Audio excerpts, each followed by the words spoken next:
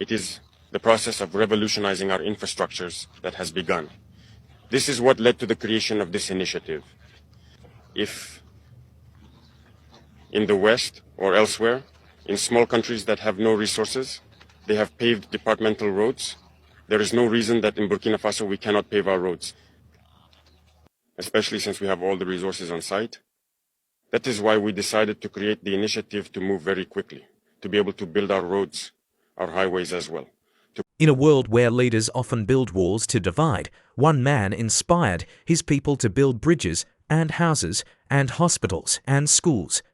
All from cement, freely given by the hearts of his citizens. Burkina Faso, a nation once battered by hardship, is rising again, not with foreign loans or empty promises, but with $500 million worth of cement, a gift from its own people to their leader, Captain Ibrahim Traoré. This is not just cement. This is faith turned to stone. This is the story of a people who refused to wait for help and instead chose to help themselves. Together, welcome to Africa VB channel. Today, we take you deep inside the most powerful movement of unity and rebirth on the African continent. A mother who sold her last goat to buy a bag of cement, a retired teacher who gave his pension to rebuild a school, a group of young rappers who turned their concert earnings into cement bricks for a hospital wing.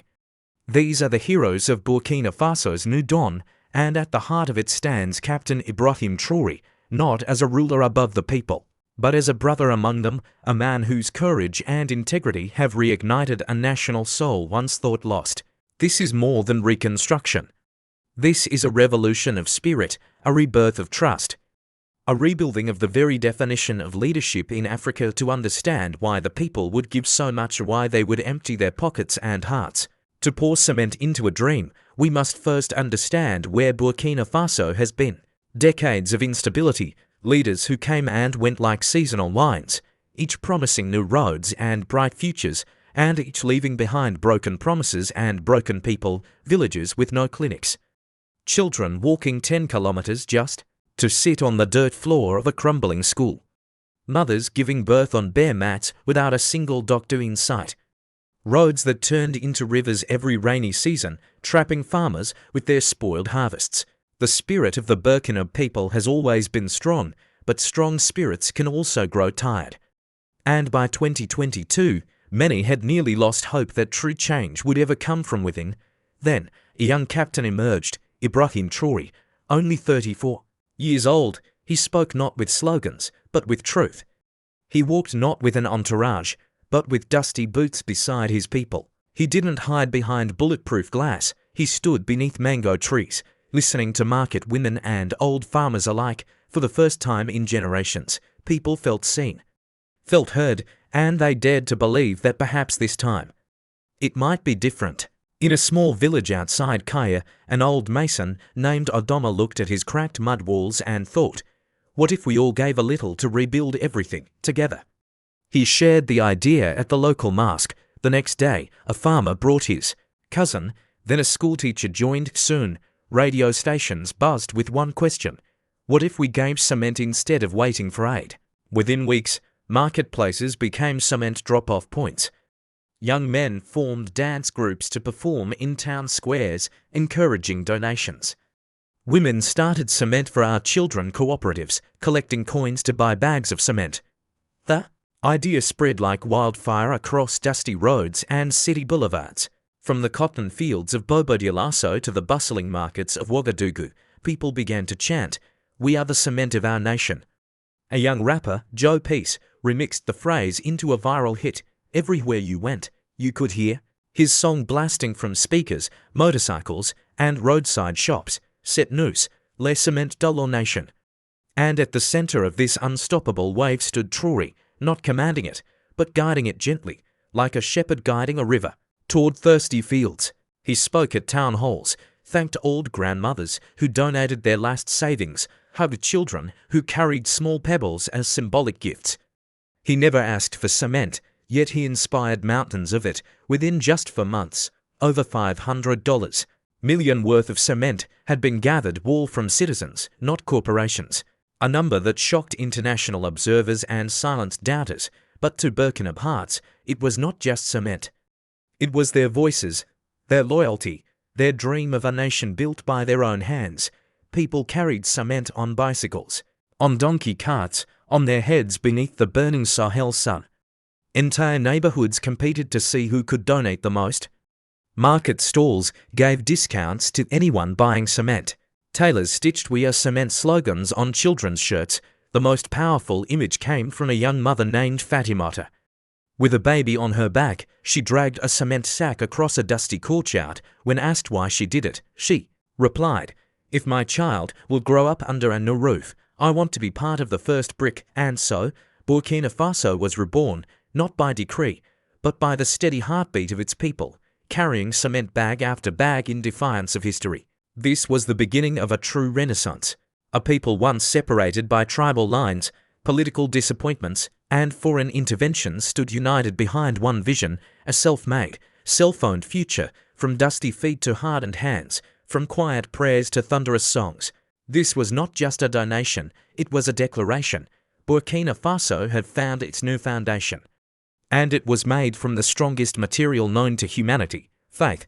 Stay with us on Africa VB channel as we continue this journey, the journey that will take us through new schools, bustling clinics, wide roads, and most importantly, into the hearts of the people who made it all possible. Asterisk: when the sun rises over the dusty plains of Burkina Faso, it shines not only on fields of millet and mango groves.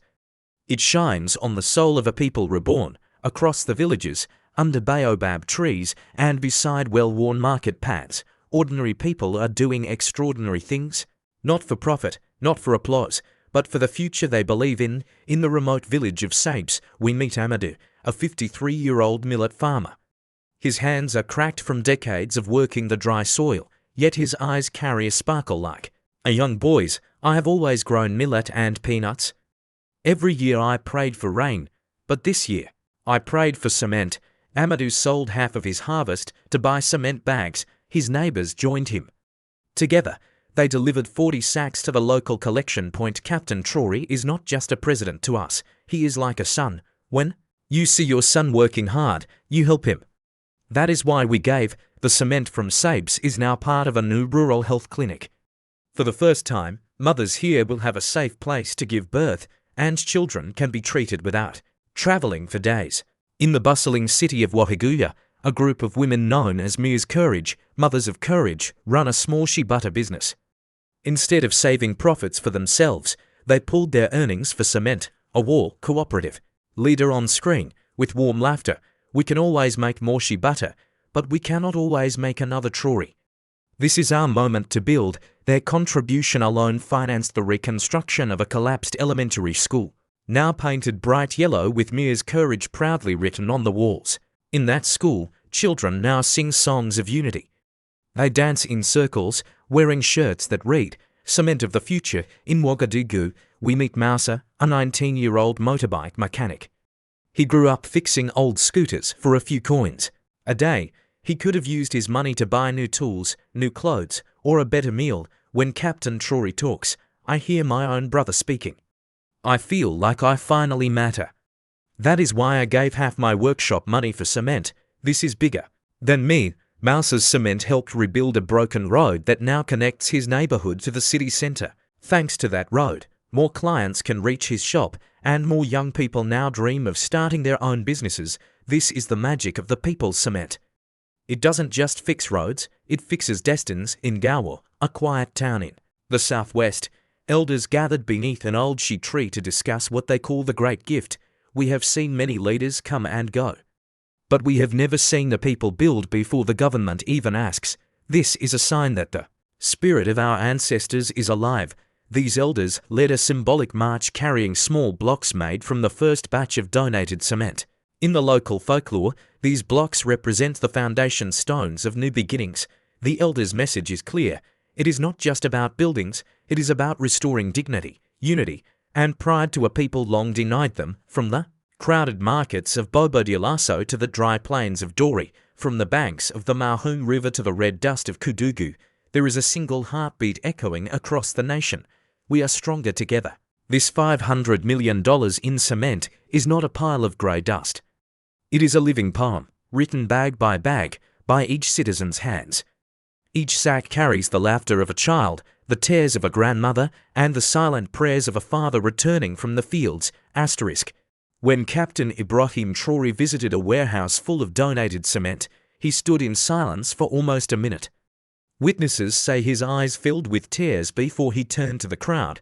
This cement is stronger than steel because it is built on your love. I promise you, we will build not only walls, but dreams that will last for generations. His words spread like wildfire. In schools, children began drawing pictures of Traoré carrying cement sacks. At markets, elders blessed him in local dialects. In every corner of Burkina Faso, people felt part of a single family rebuilding their home together. The story of Burkina Faso's cement revolution is not about one man. It is about millions of men, women, and children deciding they will no longer be silent observers of their fate. They chose to pick up cement instead of complaints, to carry bricks instead of bitterness. And in doing so, they created the biggest symbol of collective hope the nation has ever seen. Africa VB channel invites you to look beyond the grey cement dust, to see the bright rainbow of courage and love holding it all together. It starts as a single bag of cement, heavy, grey, and silent. But in Burkina Faso, each of these bags becomes a seed of new futures, stronger communities, and unstoppable dreams. When citizens donated $500 million worth of cement, they did not only envision walls. They envisioned children laughing in safe classrooms, mothers giving birth in clean hospitals, old roads transformed into highways of hope. In the dry plains of Zinyar, a young girl named Salamata used to study under a neem tree. During the rainy season, lessons stopped, books turned to mush. Dreams felt as fragile as the thin bark shading her, but today, Salamata sits inside a brand new classroom for strong cement walls, a sturdy roof, colourful desks painted with bright animal designs. I want to be a doctor. Before, there was no school building. Now we have walls, and we feel safe. I will study hard to help my village. Across the country, 2,700 new classrooms are under construction or already finished. For the first time in decades, tens of thousands of children can attend school year-round, protected from storms and scorching sun. These classrooms are not just shelters. They are temples of possibility. In every lesson, in every scribbled notebook, the cement walls echo the voices of those who gave so generously. In Yoko, a mother named Sophie had always feared childbirth. The nearest clinic was 2 days away by donkey cart. Many women simply didn't make it in time, but thanks to the citizen cement movement, a modern clinic now stands in Yoko, bright, spacious, and equipped for safe deliveries. I never thought I would live to see my daughter. Now she is here. And I am strong. I thank every hand that carried cement for us. In just 1 year, over 150 new clinics and maternity wards have been planned, with more than 40 already completed. Doctors who once left for big cities are returning home, inspired by the people's determination. Each heartbeat saved in these clinics is a living tribute to the power of a united people. Each newborn's first cry echoes the silent prayers of millions who dreamed of a healthier nation. Before the cement revolution, rainy season turned dirt roads into muddy traps. Farmers couldn't bring goods to market, children missed school. Traders sat helpless beside flooded paths. Today, new cement roads stretch across entire regions. Trucks arrive on time, motorbikes glide past without fear of sinking into mud. A young tomato farmer named Ibrahim can now reach the city market in just 3 hours instead of 2 days. Before, my tomatoes rotted on the road. Now I sell them fresh, my children can go to school, and we even built a small house. Cement gave me back my life.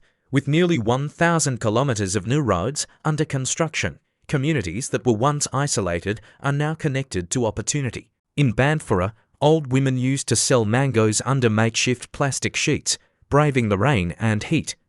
Today, a vast covered market stands in the center of town. Bright roofs, sturdy stalls, and clean cement floors. Here, traders of every background gather daily, herders, weavers, butchers, and tailors all under one roof, laughing and exchanging stories. Beside these new markets, community centers have risen. Places where people gather for weddings, funerals, village meetings, and cultural festivals. Elderly vendor Mariam, we are no longer just sellers. We are family now, the cement gave us this roof, and this roof gave us each other. From these bustling hubs, new cooperatives have emerged, women's savings groups, youth entrepreneurship collectives, farmer networks, all fueled by the cement foundation gifted by the people. The cement has also been used to build water tanks and solar panel supports in remote areas. In dry Sahel villages, new water towers now rise like silent giants, feeding clean water. 2000s solar energy stations, anchored in cement bases, now power health posts, schools, and street lamps, making evenings safer for women and children. Before, night meant darkness and danger. Now children play football under streetlights, elders gather to tell stories long into the evening, and women walk home with baskets on their heads without fear, water and lighter life. Cement gave us both. We now drink hope and see tomorrow. Clearly, for many, these new structures are more than concrete. They are spiritual anchors. New mosques and churches have also been rebuilt or expanded using citizen-donated cement. Imams and pastors who once worshipped under leaking roofs now lead prayers inside strong, bright halls, echoing with songs of gratitude. In these sacred spaces, people of all faiths come together, sharing blessings for the nation and pledging to keep the unity alive beyond cement walls. When the foundation is laid by love, even the strongest storm cannot shake it. In every corner of Burkina Faso, you can hear it. The sound of a trowel smoothing cement, the laughter of a child seeing their first painted classroom, the joyful market cries under new roofs. Each project is a monument not only to Traoré's leadership, but to every grandmother who carried a bag, every farmer who gave a harvest, every youth who emptied their pockets for the nation. This is more than infrastructure, it is the rebirth of a national spirit. A collective promise that no Burkina will be left behind, that every child, every mother, every dream will have walls to protect them and roads to carry them forward. As Burkina Faso rises from dust and despair, it sends a message to Africa and the world. True power lies not in money, not in armies, but in the united hands of the people. On Africa VB channel, we celebrate not only the cement, but the souls who carried it, because this story is built on love. In cities from Dakar to Addis Ababa, from Nairobi to Accra, people gather around televisions and phone screens too. Watch what's happening in Burkina Faso, images of ordinary citizens carrying cement on their backs. Young women welding school gates, grandmothers laying bricks under the blazing sun. Children painting community halls. The world is watching. But more importantly, Africa is watching. For decades, the continent has been painted in the colors of dependence, foreign aid, imported experts, external solutions. But in the story of Captain Ibrahim Traoré and his people, Africa sees a different palette. It is a palette of dusty hands, laughter through hardship, homegrown ingenuity. A portrait painted not with foreign investments, but with local sweat and local love. Other leaders are taking notes. Community leaders in Mali visit Ouagadougou to learn how to mobilize local resources. In Niger, youth activists ask, what can we build with what we already have? A delegation from Sierra Leone proposes a Cement for Change Alliance, a regional network to replicate the citizen donation model. Even journalists in South Africa call it a Pan-African renaissance in real time across African social media. Hashtags like hashtag Cement of Hope and hashtag Traoré model flood timelines. Artists create murals of cement bags with slogans. Strength is ours, build together, live together. Radio talk shows debate. Should we wait for government aid or build with our hands? Listeners call in, proudly sharing small community projects sparked by Burkina Faso's example. In Lagos, youth-led volunteer groups clean up markets and fix drainage systems, inspired by the Burkina spirit. In Nairobi, a slum community starts a neighborhood library using scrap wood and leftover cement bags as seats. A ripple becomes a wave. A wave becomes a tide, and suddenly, what seemed impossible becomes unstoppable. Through this movement, a new kind of leadership emerges, not one of suits and bodyguards, but of muddy boots and calloused palms. Captain Ibrahim Traoré, once a young soldier with a revolutionary heart, is now celebrated not only as a head of state, but as a servant leader who listens and joins his people at ground level. His story becomes a lesson for leaders across Africa. Power is not in palaces, but in the people. Strength is not in speeches, but in shared sweat. In Burkina Faso's cement, Africa sees a mirror of its unrealized potential, a chance to rise from the dust without waiting for permission from the world. The new schools built are not just rooms with blackboards. They are classrooms of national pride. The clinics are not just places of medicine. They are sanctuaries of collective healing. The roads are not mere asphalt. They are veins connecting hearts across a once divided land. For every brick laid, a myth of weakness crumbles. For every wall raised, a new chapter of dignity is written. Children who once dreamed of fleeing now dream of inventing. Mothers who once prayed for help now pray in gratitude for strength. Elders who once feared tomorrow now teach songs of courage. This is not simply reconstruction, it is a spiritual renaissance. A rebirth of soul and soil. As Burkina Faso marches forward, the echo rings from the Sahara Dunes to the Cape Mountains, from the Congo Basin to the Atlantic shores. Africa stands at a crossroad, dependency or destiny.